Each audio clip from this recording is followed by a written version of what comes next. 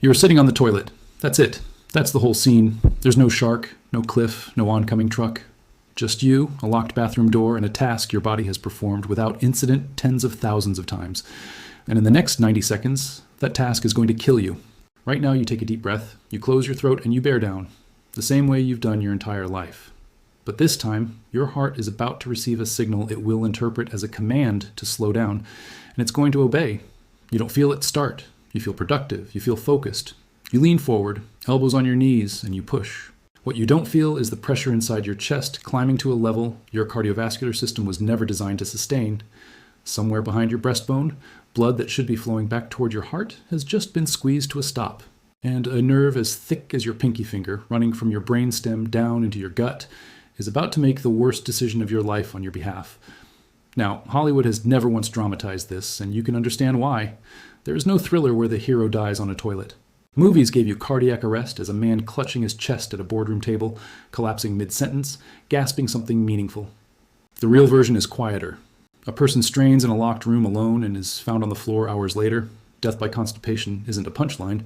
The reason the simple act of pushing is so lethal has a name, the Valsalva maneuver.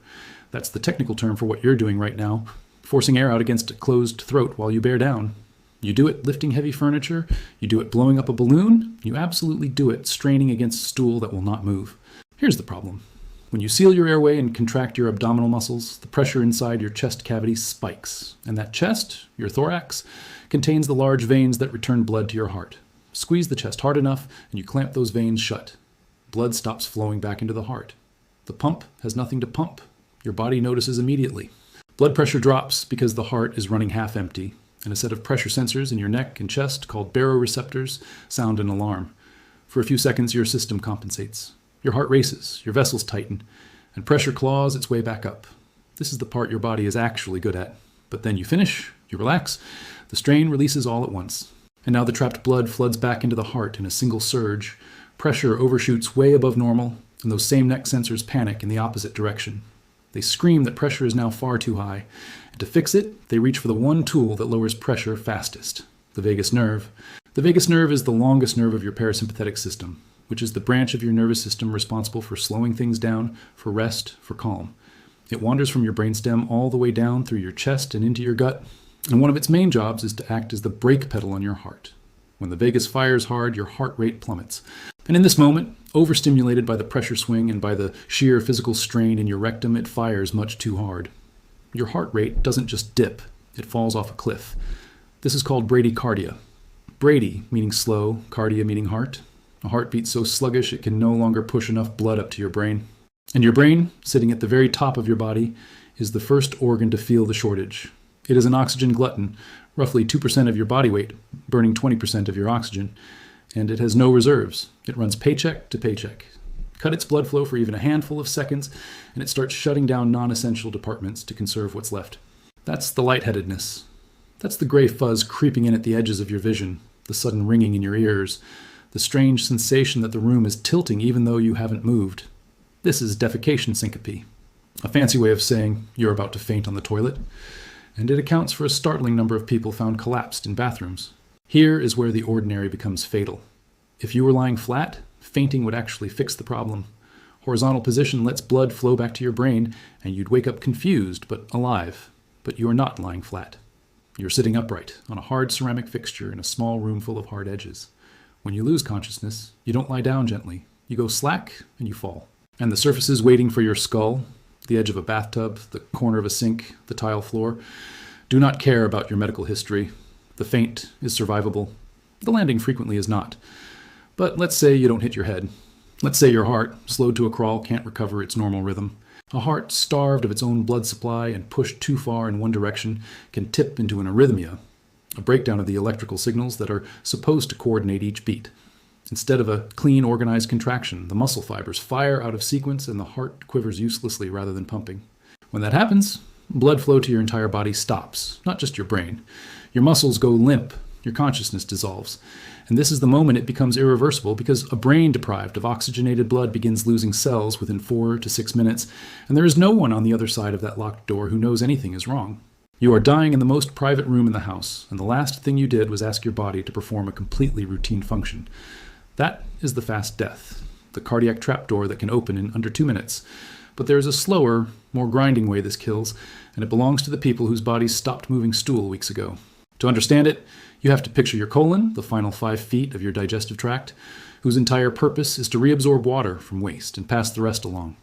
When stool sits too long, the colon keeps doing its job. It keeps pulling water out.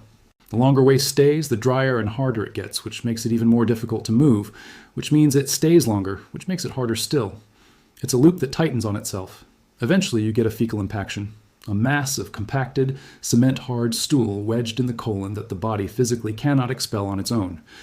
Now the colon has a problem it was never built to solve. It's a muscular tube, and when something blocks it, it does what any muscular tube does. It contracts harder, trying to force the obstruction through, but the obstruction doesn't budge. So pressure builds inside the colon wall, and this is where the real damage begins, because that wall is lined with tissue that depends on a constant blood supply. When internal pressure rises high enough, it squeezes the small blood vessels feeding the wall shut. Tissue starved of blood is tissue starved of oxygen, and oxygen-starved tissue begins to die. This is ischemia, the same process that kills heart muscle during a heart attack. Except it's happening in the wall of your bowel, from the inside out, from nothing more than the weight and pressure of stool that would not leave. The dying patch of colon wall gets thinner and weaker like a worn spot on an overinflated tire. Doctors call this a stercoral ulcer, stercoral simply meaning related to feces, and it almost always forms where the colon is narrowest and the pressure highest, at the junction where the colon meets the rectum. And then, under relentless pressure, the weakened wall gives way, it perforates, a hole opens in your colon, and everything the colon was supposed to keep sealed inside, stool and the trillions of bacteria that live in it, spills out into the sterile cavity of your abdomen, a space that has never in your life encountered these organisms and has no defenses prepared for them. What follows is peritonitis, inflammation of the abdominal lining, and it is a genuine medical catastrophe. The pain is not the vague cramping of ordinary constipation. It is sudden, severe, and unrelenting, the kind that makes the abdomen go rigid as a board because every muscle around it clenches to protect what's underneath. Your body knows, at a level far below conscious thought, that something has gone catastrophically wrong, and your immune system responds the only way it knows how, with overwhelming total force. That force is what actually kills you, and it's called sepsis.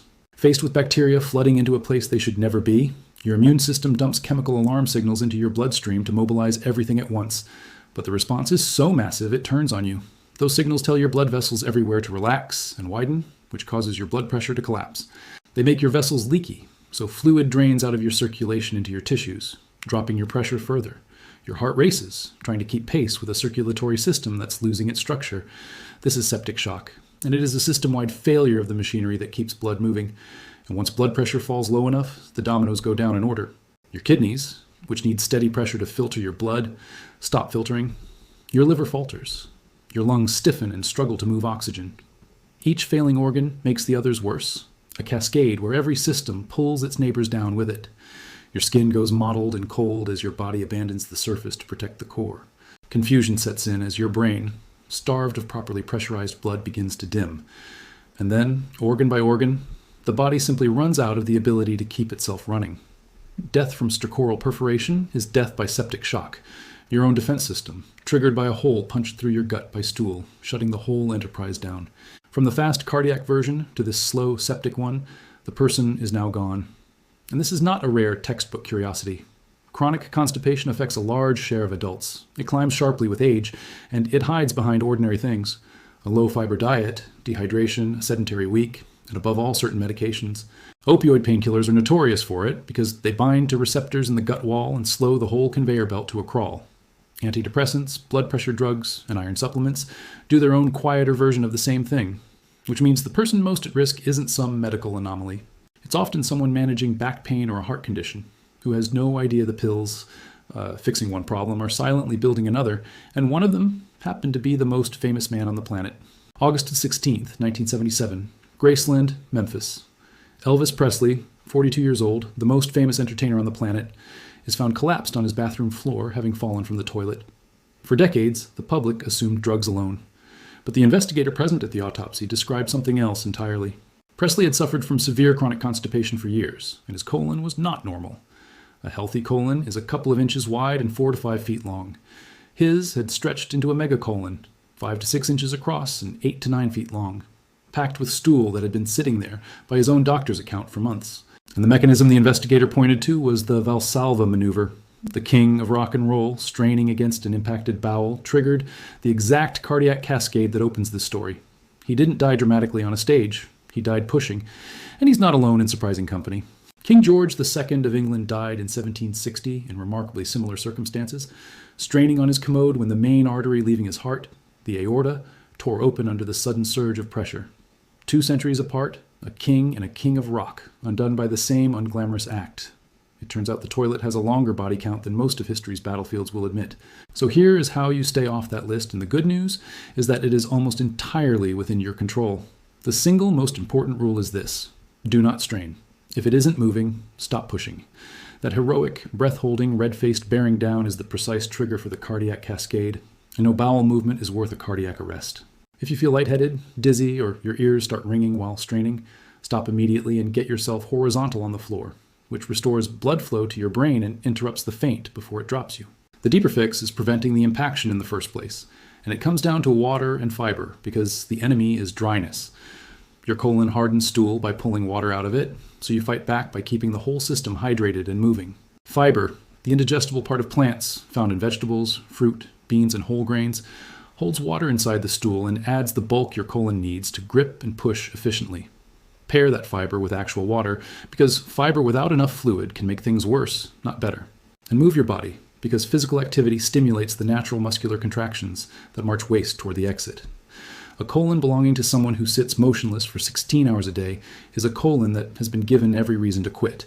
And if days have passed with nothing, and you feel a hard mass in your lower abdomen, and over-the-counter measures do nothing, that is not a wait-and-see situation.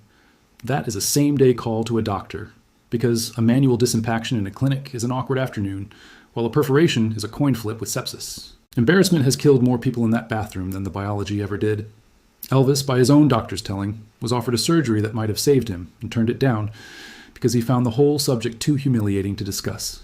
You pick the case, I just do the autopsy. Massive respect to both of you.